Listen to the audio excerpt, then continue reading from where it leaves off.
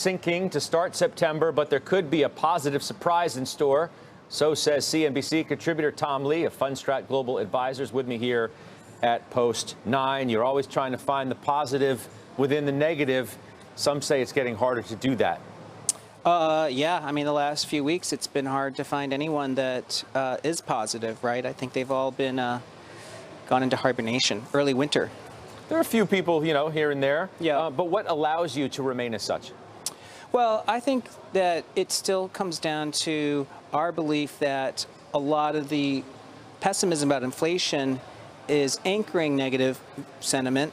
We know that this is also sort of part of the Fed's default view, and we're coming into September, which is a seasonally tough month. But in the past week, we've gotten some data that I think really shows inflation could be falling far faster than expected. One, gasoline. Now, as we close out the month, it might subtract 0.6. The ISM prices collapsed for the month of August, and that really points to potentially PPI going to almost 0% in a few months. And then I think the third thing that's pretty encouraging is if you look at sort of the composition of CPI, 42% of the basket is actually now in outright deflation. So I would say I think there's still positive surprise coming, and it's the fact that inflation could cool a lot faster. And history shows once it starts breaking, it falls very quickly. What if the surprise is that the Fed is more resolute than people want to believe? That, there's a bit of denial going on as to the Fed doing what Jay Powell suggests they will, and sticking with it, and keeping rates higher for longer, and keeping rates higher for a lot longer, and a lot higher than people think? I mean, I'd say that that's the consensus view, and I think it's appropriate. The bond market still is not completely convinced, as you know, because the bond market is pricing Fed funds peaking next year and then some cuts coming. And if you look at the inflation swaps market, for the next 2 months, the inflation swaps market is forecasting deflation. So outright prices falling. So I think that it's possible in the next couple months, the idea that inflation's sticky and the Fed has to therefore stay tough is going to be modified by the idea that inflation could be coming down very quickly. So what do I do with the other risks? Because September seems fraught with them. We get a great reminder today, an awful reminder, but a big reminder of that with the pipeline. I've got the potential for earnings revisions. I have the Fed meeting. I've got the dollar, which remains especially strong. I've got oil still hanging around 100 with the propensity perhaps of going higher. None of that matters? No, they all matter. But I think markets need some perspective. In June, people talked about gasoline going to $6 or $7 because people forecast oil going to 180. Now we're in September and oil's at 86. The concerns about Europe, I mean, they're still there. But as you know, just a few months ago, people were forecasting much greater shortages, and it looks like Europe's made some progress filling up.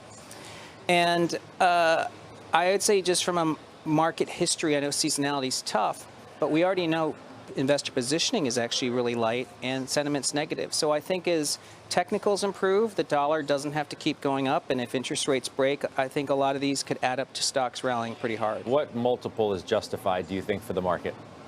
I think the best way to still judge the PE is to look at the 10-year. And the 10-year, if it's at 3.2, is still a roughly 35 PE market. I don't know why we would say the S&P has to go to 15 times. Again, I think if the 10-year drifts back down to 2.7, you're talking a 40 PE for the 10-year. I'm not sure why the S&P PE has to go to 15 times. Okay, so let's assume it stays at, it can be at 17, and that makes sense to you. Some would say there's no reason that earnings could stay anywhere close to 250, and that they need to come way down. And even if the multiple stays higher than 15, earnings coming way down drag the market down. I mean, that's not like a far reach. That's right. Earnings next year is unknown. I think if we have a recession, then earnings could fall.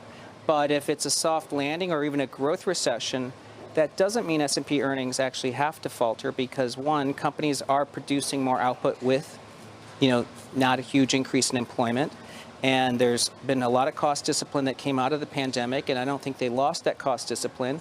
So we've been seeing it in the results. Earnings have been surprising. So I don't know, maybe earnings could still be 240 next year. I mean, you're starting to get some pre-announcements from, not insignificant companies. Well, I just don't know why we should believe that that's not going to continue as you get closer to the season? I mean, a lot can happen in the next 12 months. And I think that if the Fed does hold rates at 4 and doesn't continue to tighten, I'm not sure that that's a scenario that causes earnings to have to dramatically weaken. They could slow, but again, I think that there's a lot of consensus belief that earnings have to fall 20 or 30%. You still like tech here because, what are we, 6 straight down days for the NASDAQ as of today? I think that's the longest streak since 2019. That's right. I mean, I would say tech's been under a lot of pressure. It is one of the more liquid groups. It's very easy to sell. I mean, for instance, Apple trades more in a day than all of Europe. So when people are de-risking, they are going to sell large cap tech. But I think it works in the other direction, that if investors start to believe inflationary pressures are easing and we can have a rally in place and no recession, one of the big groups everyone will start buying is tech. All right, we'll see. I mean, your guy, Newton, says Apple's the key to the market, at least right now. We'll talk to you soon. That's Tom Lee of Sounds great. Fundstrat joining us here in Overtime. Have a good long weekend. Still ahead, the bull case for tech.